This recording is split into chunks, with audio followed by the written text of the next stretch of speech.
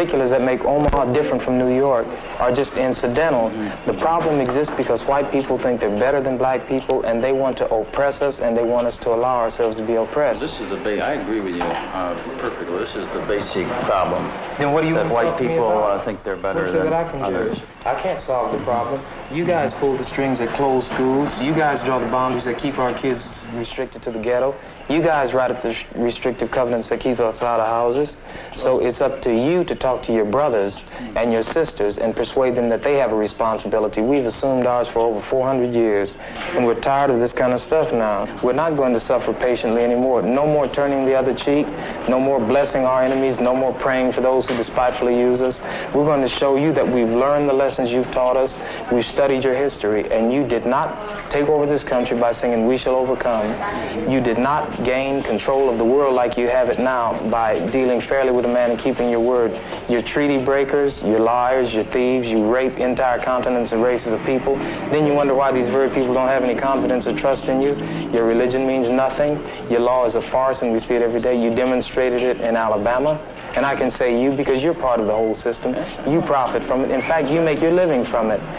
You couldn't walk around and talk to people, stand up in your pulpit on Sunday and preach nice little songs and say, now we're going to give thanks to the Lord for he is good and old Jesus be among us. As far as we're concerned, your Jesus is contaminated, just like everything else you tried to force upon us is contaminated. Well, so you can have him. And here's what I'll say. I wish you would follow Jesus like we followed him. Because if you did that, then we'd be in charge tomorrow. I think the problem is so bad that we can have no understanding at all. You think it's gotten to the point where there can never be that reconciliation? No. You talk about justice, and it means one thing to you, and we talk about it and means something else to us.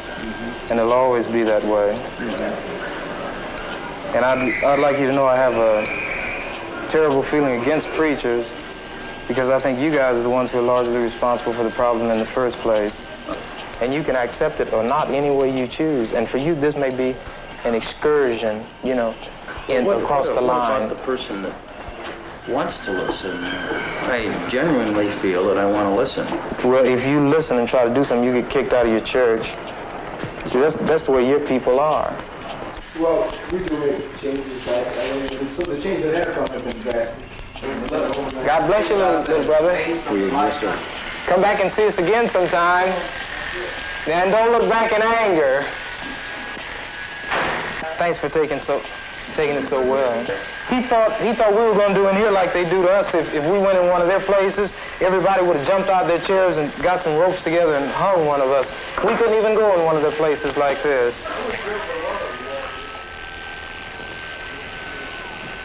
Right, Daniel? Yeah. Right. Bob's just a minute. Telephone on, son.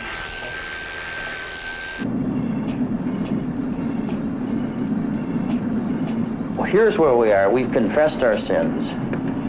We've tried to open up and say, doggone it, we did this. We did do it. We're all guilty, terribly guilty.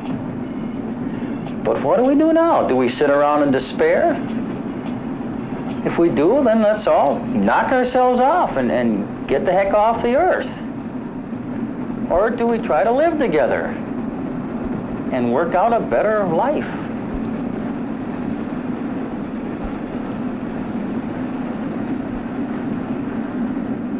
I would